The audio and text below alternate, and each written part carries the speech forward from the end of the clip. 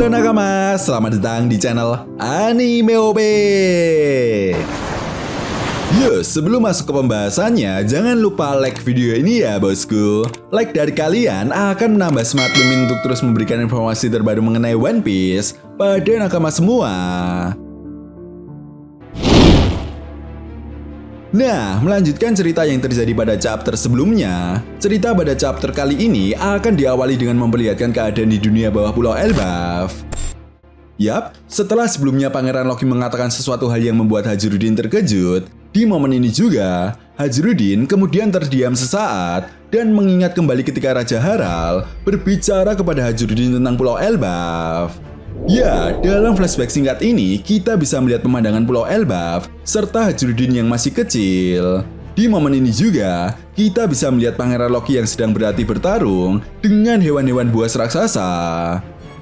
Setelah itu, Raja Haral kemudian mengatakan kepada Hajrudin bahwa suatu saat nanti, negeri Elbaf akan menjadi negeri yang terbuka, di mana hal itulah yang menjadi impian dari Raja Haral. Hajrudin yang mendengar hal itu pun kemudian bertanya, apa yang dimaksud dengan negeri yang terbuka? Raja Haral lalu mengatakan, negeri yang terbuka adalah negeri yang bisa dikunjungi oleh siapapun dan memiliki hubungan yang baik dengan negeri-negeri yang ada di dunia One Piece. Mendengar jawaban dari Raja Haral, Hajrudin kecil pun lalu bertanya, apakah nantinya negeri Elbaf bukan lagi menjadi negeri bajak laut raksasa? Raja Haral lalu menjawab, dengan membuka negeri Elbaf, aku juga ingin menyatukan semua raksasa yang ada di dunia ini. Sambil memandang Loki yang sedang bertarung dengan hewan-hewan buas raksasa, Hajrudin pun langsung dibuat kagum dengan impian ayahnya tersebut. Flashback pun kemudian berakhir dengan memperlihatkan Pangeran Loki yang sudah mulai pulih kembali setelah dirawat oleh Gerd. Di momen ini juga, Hajrudin dengan sangat lantang lalu mengatakan kepada Pangeran Loki, jika kau membuat masalah lagi di negeri ini, aku tidak akan segan-segan untuk membunuhmu. Loki, dengarkan baik-baik. Tujuanku adalah mewarisi tekad ayah untuk menjadikan negeri Elbaf menjadi tempat di mana para raksasa yang ada di dunia ini bisa bersatu kembali. Mendengar hal tersebut, Pangeran Loki pun kemudian tertawa dan berkata, buktikanlah ucapanmu tersebut, dasar raksasa payah. Setelah itu, cerita lalu beralih dan membawa kita ke suatu pulau yang ada di dunia baru. Nah, di momen ini kita bisa melihat kelompok bajak laut rambut merah yang terlibat bentrokan dengan para pemberontak dan bajak laut Kroco yang ada di kota tersebut. Nah, rupanya para pemberontak dan bajak laut Kroco ini tidak terima dengan kedatangan kelompok bajak laut rambut merah di pulau tersebut karena ternyata pulau itu adalah wilayah teritorial dari kelompok bajak laut Kurohige. Tepat di momen ini, kita pun kemudian dijelaskan oleh sang narator jika pulau ini telah jatuh ke tangan kelompok bajak laut Kurohige beberapa minggu yang lalu. Dan di momen ini juga, kita bisa melihat bendera bajak laut Kurohige yang berkibar di tempat ini.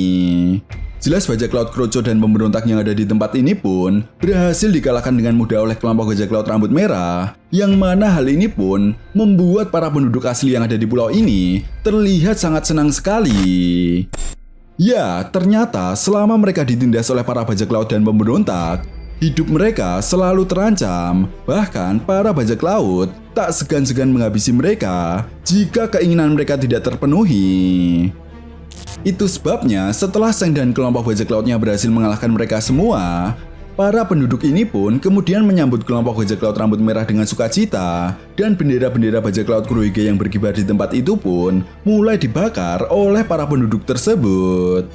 Sementara itu, akhirnya kita bisa mengetahui bahwa para pemberontak dan bajak laut tersebut dipimpin oleh Momohige yang merupakan kapten dari bajak laut Pinkbird, salah satu aliansi dari bajak laut Kurohige. Yap, di sini Momohige yang berhasil selamat dan bersembunyi, lalu menghubungi Kurohige melalui Denden Mushi. Momohige yang terlihat panik pun lalu mengatakan jika dirinya telah diserang oleh kelompok bajak laut rambut merah, lengkap dengan krunya. Di sisi lain, Kurohige yang mendengar hal itu pun kemudian mengatakan, sialan, bocah itu rupanya telah berani membuat masalah denganku. Namun sayangnya di chapter ini belum diketahui pasti ya bosku apa yang akan dilakukan oleh Kurohige ke depannya. Tetapi tidak menutup kemungkinan hal ini bisa menjadi pematik awal dimulainya pertarungan antara kelompok bajak laut rambut merah versus bajak laut Kurohige. Setelah itu, cerita lalu beralih dan membawa kita kembali ke Pulau Elbaf, lebih tepatnya di pantai di dekat sekolah Warus.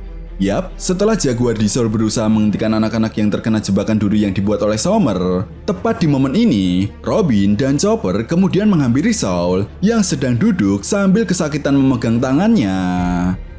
Nah, ketika melihat luka yang ada di tangan Soul, betapa terkejutnya Robin dan Chopper ketika mengetahui bahwa luka tersebut mirip seperti luka tertusuk duri yang sangat tajam. Namun anehnya, saat Robin dan Chopper memandangi anak-anak raksasa, Robin dan Chopper tidak melihat sesuatu hal yang aneh. Di momen ini juga, Robin kemudian menggunakan kekuatan buah iblisnya untuk menghentikan anak-anak tersebut. Namun betapa terkejutnya Robin saat dia mengetahui bahwa tangannya juga ikut terluka ketika menghentikan anak-anak tersebut.